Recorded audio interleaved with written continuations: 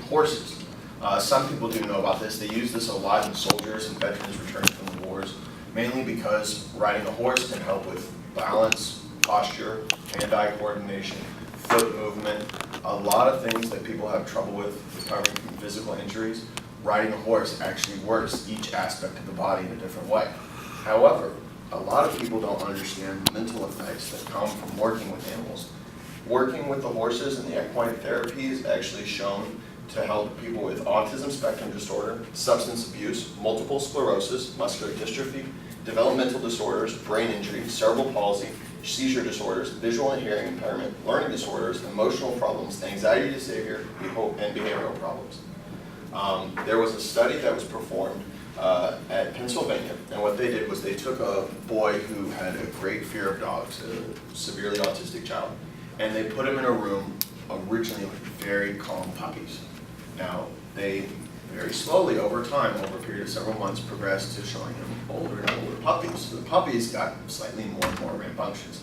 Eventually, the boy was put in a room with a very hyper dog named Buster. Buster wanted to play constantly. At first, the boy would actually run screaming to the other end of the room. 6 months later, by the end of the therapy, the boy actually gained emotional comfort being with the dog, and for the first time in 6 months said new words, which was Buster, sit. So it's not just the mental effects that happen that you can see the effects with autism and cerebral palsy, things like that, severe mental disorders. It can help with emotional and mental health as well. A good study of this would actually be the treatment and study of phobias being treated through nature. There's actually a really great natural writer named Evelyn White who wrote a piece on this titled Black Women in the Wilderness. And the treatment of this was based on slow immersion therapy. What happened was there's a difference between phobia and fear that people don't understand. Fear is simply having an unpleasant emotion towards something. A phobia is a full-blown mental and physical reaction to a stressor in the environment.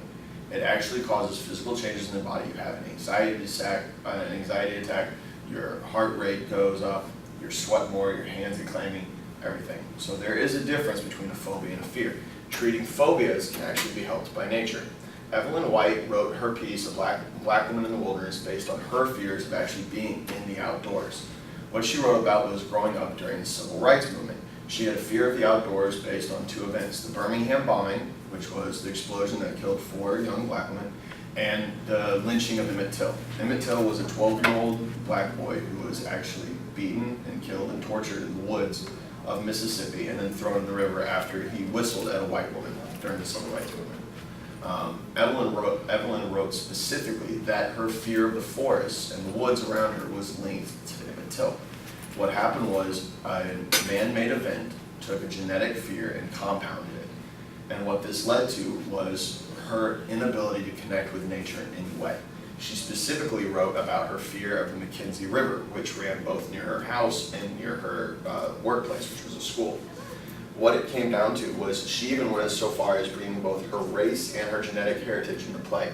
She wrote, "I believe the fear I experience in the outdoors is shared by many African American women, and it limits the way we move through the world and the decisions we make about our lives."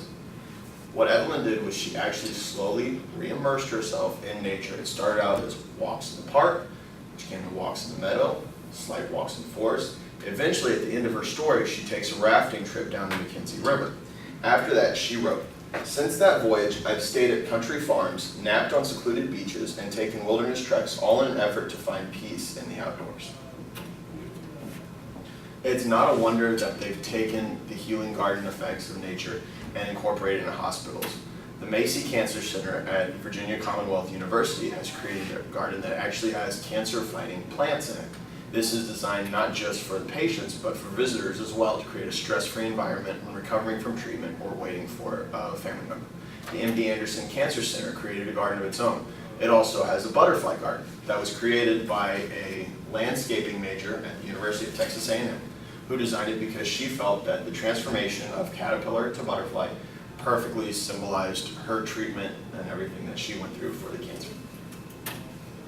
So what's happened since? There have been 3 major problems that have caused us to go away from nature as we have. Luther Standing Bear was a nature writer and a Lakota Indian who actually wrote about it in his piece. He stated that the problem was children. He wrote, "I have come to know that the white mind does not feel toward nature as does the Indian mind, and it is because, I believe, of the difference in childhood instruction." Richard Louv was an author who wrote a piece called Last Child in the Woods, and he broke it down into 3 reasons. 1, parents. He said the constant fear of stranger danger these days has led to overprotective parents and causing kids to go from playing in the neighborhood to in the subdivision, or to in the cul-de-sac, to in the driveway, to in the backyard. The second was technology. Game Boy, he said, has replaced child's imagination. One of the 120 kids that he interviewed said that he liked playing inside because that's where all the electrical outlets were. The final is society. As a whole, we are not encouraging children to go outside anymore. It's unfortunate, but it's true.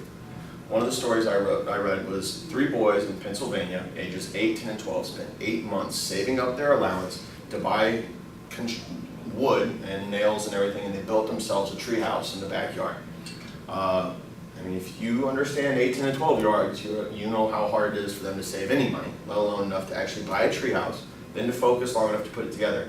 The district council made them tear it down because they didn't have a building permit. So what do we do about this problem? There's already being steps made toward it.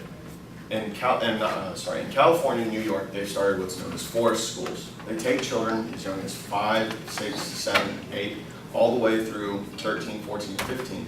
They take them outside, and these children do a minimum of 3 hours a day outside, taking classes in an open area, regardless of the wind, regardless of the rain, regardless of the snow. They said they've seen a normal student improves on an average of 7 to 8% on their test scores. As a whole, they said it was generally between 11 and 12% improvement. All I'm asking is that we put some bit of the outdoors back inside. We used to be outdoors and now we're not. And our children are suffering for it. I know I was raised in a foreign country in Venezuela, and I spent as much time outdoors as I could. And I'm just not seeing that today. Why not bring some pictures of outside inside? Why not bring some plants inside? Why not have an indoor garden somewhere where students can go and sit and relax and not have to worry about needing coffee or a cigarette break? We've done a great job in raising our kids intellectually, but we need to change that before they lose touch with their roots. That's it.